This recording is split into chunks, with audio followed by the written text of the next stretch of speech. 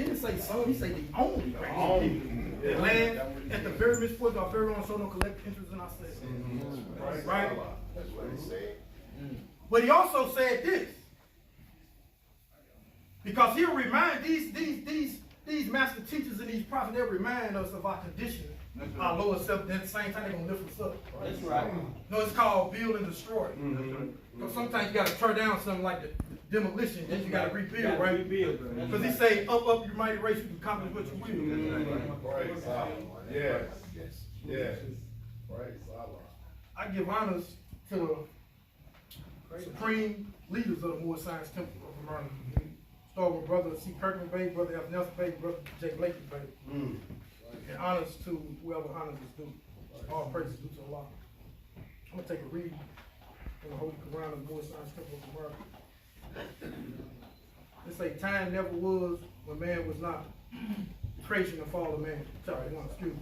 It say, time never was when man was not. If life of man at any time began, a time will come when it would end. The thoughts of Allah cannot be circumscribed. No finite man can comprehend things infinite. Right? Sometimes we may find ourselves in positions, in certain situations where we find ourselves trying to explain this infinite wisdom, or trying to express to our family members, our loved ones, even to society where we stand at today. And sometimes we find ourselves getting into debates, disputes, and sometimes it may go into an argument. But one of the things that I'm learning is that, Prophet Noble Drew Ali said this, that he can't wake all us up at the same time. Because we are turtles. It's levels to understanding. That's right. It's levels to progress. That's right. All of us not going to wake up at the same time. But one thing that I do know, when Allah wakes us up, and we're able to demonstrate this high self that's built up on the embodiment of truth, due to the fact that we have a great heart, a love for humanity, and we see our brothers and our sisters out there struggling. Sometimes we want to reach out and help, but a lot of times they're not going to receive our help. So sometimes we just got to leave like we came, like in peace. Because once we understand who we are, that we are a thought of Allah, that's infinite. So if you, even in the presence of a midst of people that's still stuck in that state of mind of ignorance, they're not going to perceive you for who you are. Sometimes we may even sound foolish to them. My mother used to say this a long time ago before she passed form. My mother used to tell me this. I used to get suspended a lot from school due to the fact that, people just be joining and say things about my mother. My mother used to say, boy, don't worry about what people talk about you. They talking about Jesus Christ.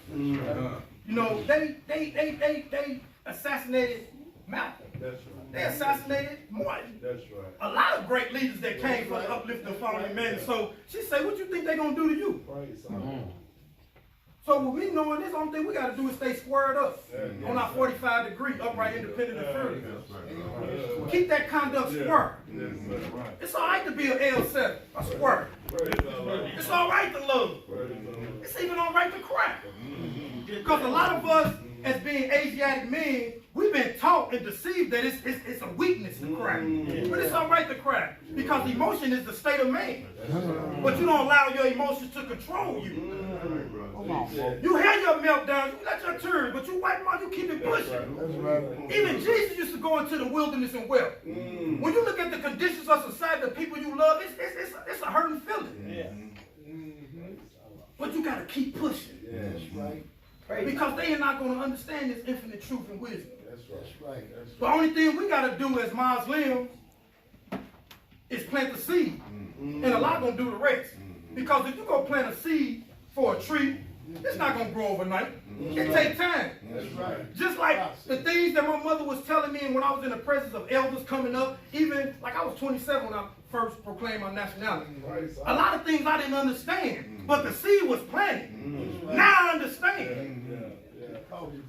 I understand that I can't be a husband out here in the street. 1 feet in the street, 1 feet in the temple. sir. One street in addiction and one street in marriage. That don't work like that. Sometimes you got to sacrifice.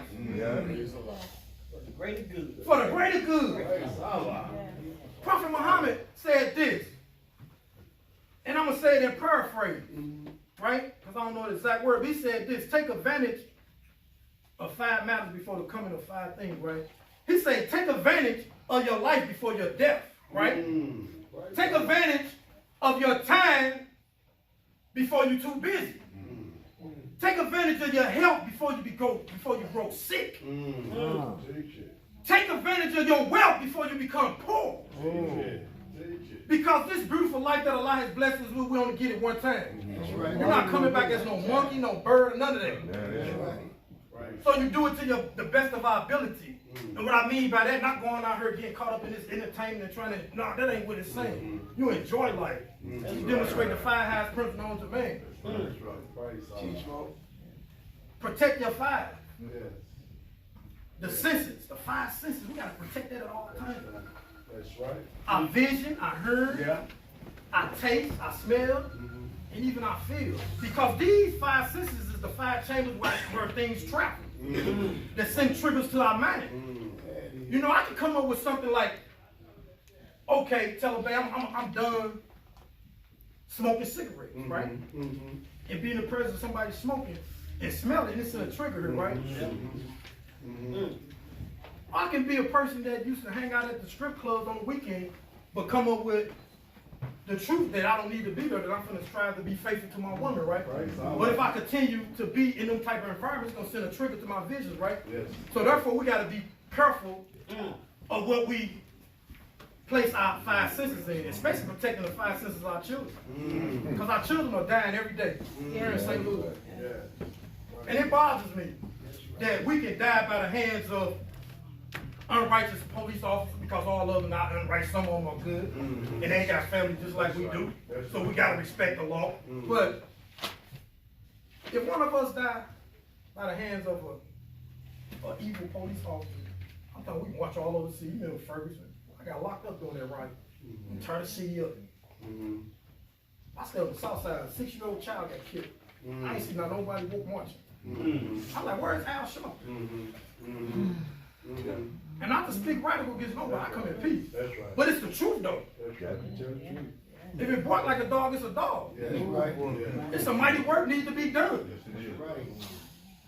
Praise Allah. Because we demonstrate for the uplifting of fallen humanity, and our race is falling. Man have debased himself so low. The master teachers told Elizabeth and Mary, say, teach them. That's right. Set their soul on fire. That a lying man is one, but through sin and disobedience, man debased himself to himself away from Allah. That's right. I'm talking, we debased ourselves so far, man, we like up under, we lower than a worm. And I'm generalizing this. Praise Allah. Praise Allah. This temple should be full with all the madness going on in our community. But reason why it's not, because we're looking for something to come out the cloud. But see, this high science, we don't demonstrate that spookism. That's right. Man, I have been involved in all forms of religion, teachers, and schools of thought. But this is one thing I never let go of. Praise Allah. Praise Allah. Even in my struggle, even in my darkest hour, even in my unrighteousness, I'm talking this. Yes. That's right. Because I have learned that even in your darkest hour, even when you are in a state of loss, this is a navigation tool. The Bible says the only thing you need is faith the size of a mustard seed. Allah called me forth out of the grave. And I'm grateful for that. I'm talking to the point, man, that I can see things manifested in my life, just blessings just coming, right? And it caused me to tremble. Yes, sir. No, the Bible says it's a fruitful thing to fall into the hands of a living God. Because I know that once I pray for something, like when you make a vow to Allah, He most definitely won't what you owe Him. That's right. That's right. That's right. Just like the brother was saying earlier, it's best not to even take hold of this. That's right. Yeah, that's right. Our teachers say the best things in the hands of a fool can turn to his destruction. Yeah. And one of the things that I can say that the best thing that's in our hands is this man. That's one of the greatest tools Allah gave us. And my time is out on this podium. 2 minutes, okay. That's one of the best tools that Allah blesses with our mind. I go on for hours. I love it though. You know how you get that gospel that you got the whole time, you gotta tell somebody. Yeah, that's what I mean. It's a beautiful thing, man. I love it. And when I say I love it, sincerely, and Allah bear witness, I really love this. I really love being in the presence of my people, in the presence of my brothers, hugging each other, saying we love each other. That's a blessing. That's supposed to be, man. Because when I demonstrate self-love, I don't look at you as a threat, or you. It's that self-hatred within inside of us that look at you as a threat. You're my brother. That's right. Even if I'm here and you there, or you there and I'm here, wherever go, you still my brother. That's right. You know what I mean? You're not the enemy. That's right. That's right. But we have a mighty work to do. And I thank Allah for placing me where I need to be at. That's great. And I leave as I came.